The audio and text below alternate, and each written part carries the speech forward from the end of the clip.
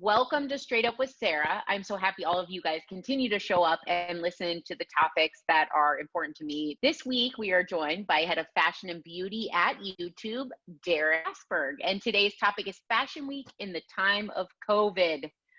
Welcome, Derek. Thank you so much for being here. Sara, I have to ask, are you wearing a tie-dye sweatshirt just for me as the COVID fashion expert?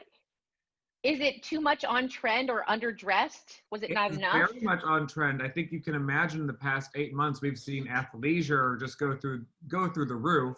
And then of course, especially on YouTube, we saw DIY fashion like tie-dye go through the roof. So if this was accidental, I still appreciate you getting dressed up for me for this call. So thank you. Great to meet you.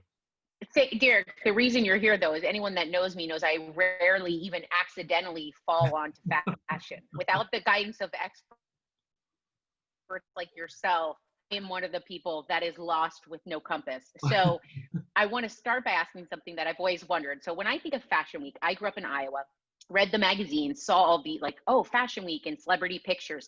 What is Fashion Week? I didn't realize, why is it? What's the purpose of it? I heard I've learned this since then, that there are many different fashion weeks, it's a few times a year. Can you break down the 101 of what Fashion Week is? Yes, and I probably have a similar perspective to you about Fashion Week. I grew up in St. Louis, Missouri. So the idea of the international fashion collections was new turf for me too.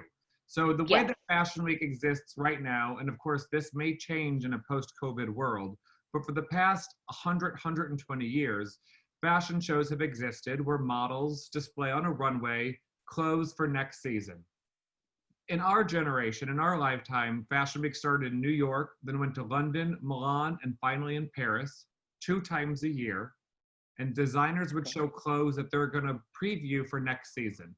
So you would see the spring clothes in the fall, and you'd see fall clothes in the spring, because in the 6 months, it would take that long for those clothes to be made, right? But what we're seeing, what we're seeing more recently, of course, is that fashion and fashion fans have become much more immediate. They want to see things straight off the runway. We now have social media feeding us collections and gossip and news and model lives and the real stories behind our favorite fashion people immediately. So I think fashion's in a state of change. When did they amp up? So I've seen glimpses, clips, and due to a few segments with my job, I've actually gotten to go to a few shows. When did they become so media heavy? When did the show aspect almost at times feel like it equaled or outdid the fashion? That's a good question. And I think I would suspect that we have the supermodels. So in the early 90s, when Cindy Crawford, Naomi Campbell, Linda Evangelista, Christy Turlington, when models became larger than life and in a lot of ways, actual real life celebrities, when that happened is probably when fashion became a media event. Okay. Now, one more random question about this. When you see all the celebrities, how do they end up at these shows? How does a regular person go to a show? Is that even possible? Because all we see are these star-studded front rows. That's a good question. So historically, the people who went to fashion shows were press. So the people who worked at magazines and newspapers who were going to style those clothes to appear in magazines and newspapers later on, and buyers. So the people who worked at department stores who were buying clothes to put in their store. Starting in probably the noughties in the early 2000s is when we started to see a celebrity heavy front row. And that was people realizing the additional marketing effect of having Kim Kardashian or of having celebrities sit at your front row. It amplified the message and branding of your show. So, and nowadays, I would venture to say that having a celebrity in your front row was just as important as having a retailer in your front row. And that's partly because so many people now shop online. Last year, Barney's closed. Who would have thought? I know. But the institution. To answer your previous question, if I can do a shameless plug, of course, now on YouTube, anyone can go to a show because youtube.com/fashion is your front row seat to fashion weeks around the world. You know what? That is not shameless at all, because as people from St. Louis and Iowa, there were so often times where I say I relate to more people outside of windows and studios or reading the magazines than being in the magazines. Something about that is just all I knew growing up. So this is exciting, but let's get into the right now, the year we're in. What have you or we've seen that stuck so far during this fashion week in 2020? Well, the early part of the year. So I was in Milan in February, and I was in Paris in March. At the Wow. onset of the COVID crisis, we were really sort of in the thick of it. We were still trying to figure out how real, how serious is this going to be. So at the start of the year, we were sort of in the old routine, going to 6 or 7 fashion shows a day, having cocktails with the designers, going to Oh, dinners. And then, of course, the next season, which is right now, the shows are happening in Paris right great. now, is a much, much, much different outlook. But one thing I will say about the fashion community in 2020 is that in March and in April, as we saw the COVID crisis become a much more serious situation, I was I was so proud and honored to be a part of a community that did everything it could to try and Yeah. tend to the situation. So we had designers here in New York like Christian Siriano and Yes. Maxwell who started making masks. We had a lot of the like LVMH, a lot of the fragrance and Estee Lauder and the makeup companies transitioned their factories to making hand sanitizer. And as we even got further into this sort of surreal year, and social justice issues became so apparent in the world at large, but also in the Yeah. fashion community. We had designers like Aurora James, who's an accessories designer, and she developed this thing called the 15% pledge, where she would appeal to retailers to promise to make sure that 15% of the products on their shelves were by Black-owned businesses, which is incredible. And Yeah. Sephora was the first company to sign up, and since then we've seen West Elm sign up. Vogue agreed to feature 15% of Black-owned fashion businesses in their editorial scheduling. So the fashion community, which I think is often sometimes thought of as superfluous or only creative-minded, really shifted gears in 2020. And I'm super impressed and proud of the steps that we've made. And I hope in 2021 and 2022 and forever, the things that we saw bubble to the surface this year continue to inform what we're doing in the future. Absolutely. And one question I have though is, so these are a lot of these businesses you're mentioning, and when we talk of Fashion Week, we talk a lot about established businesses that are already there. How are emerging new designers kind of handling all of this? Because this is like the Super Bowl twice a year. I now know that that they depend on. So how are they finding their foothold in this? What's been sort of, I guess, inspiring to see in the current situation is that for a long time, budget informed impact. So it would be these huge designers that were able to throw these multi-million-dollar extravaganza shows. But when you start looking at Fashion Week from a digital perspective, budget doesn't always inform impact. Sometimes it's about having a good idea. Sometimes about having a novel approach to Fashion Week. There was an American brand that showed as part of the Milan fashion calendar, and they did a stop motion fashion show. So they had Oh, little characters.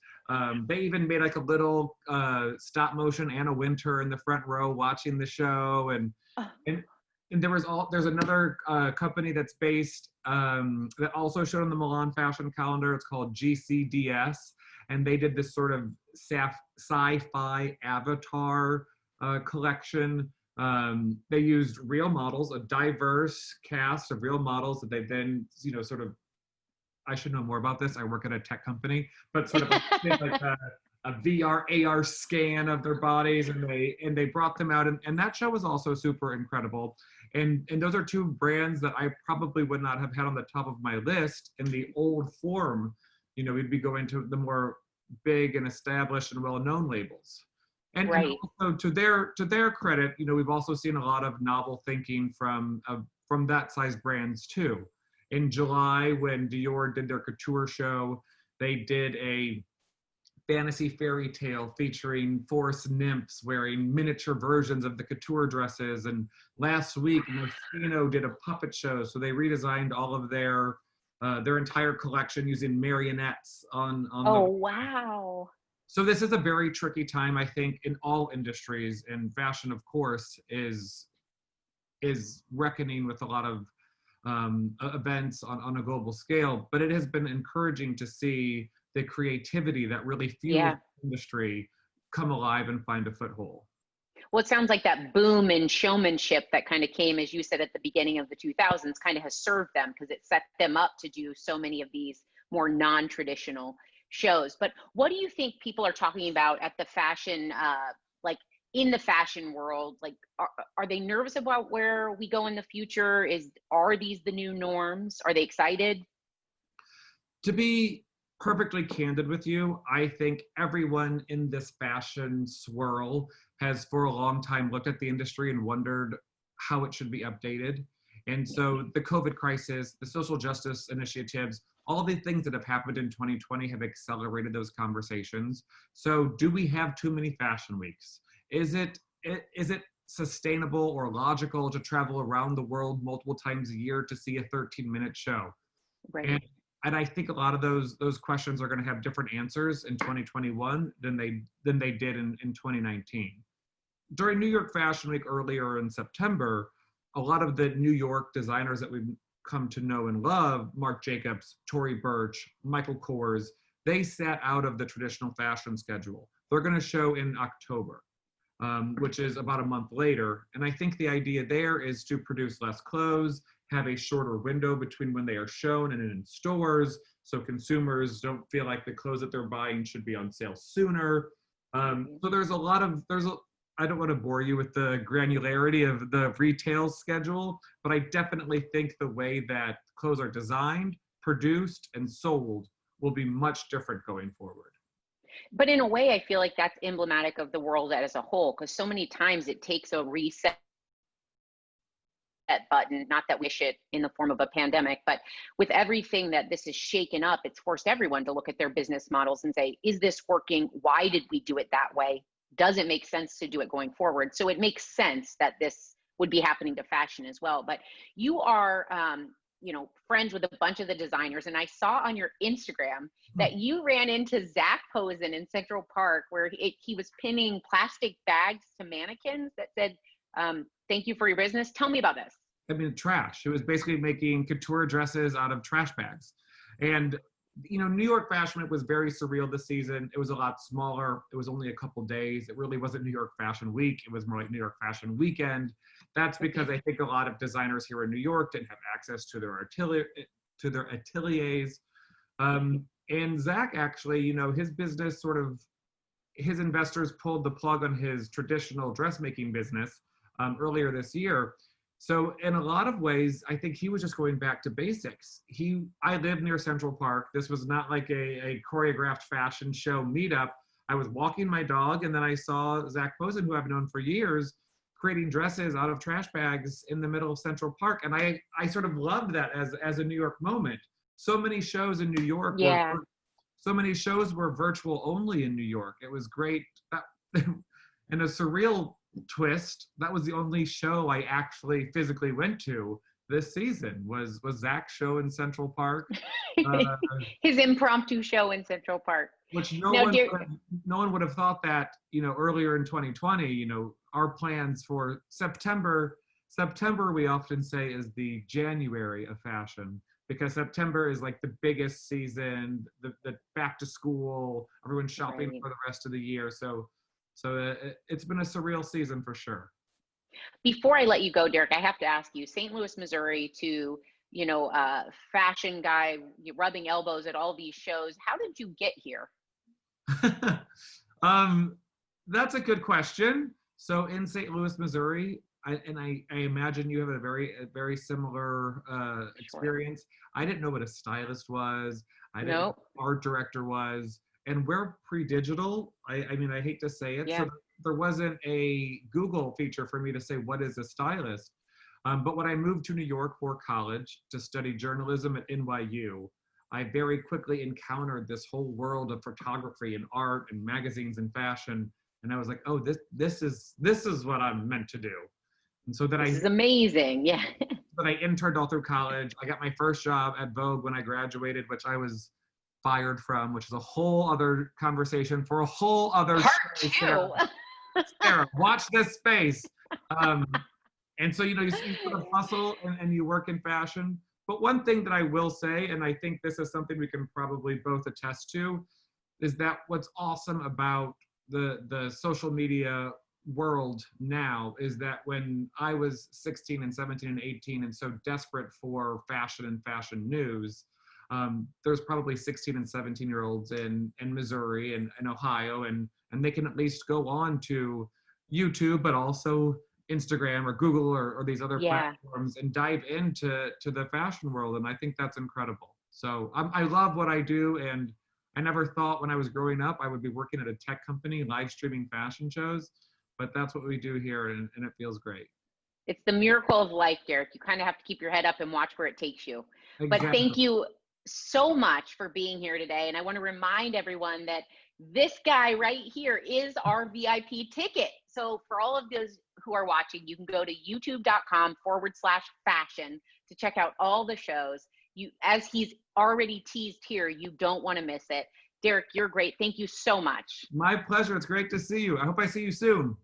I hope I'm wearing even cuter clothes. If you have any questions, I'm your guy. Oh my gosh, you're going to regret that. I'm friend right now. This is the best outfit. Athleisure and tie-dye, you won. You've done it. Wait, it's accidental, but I'm going to own it.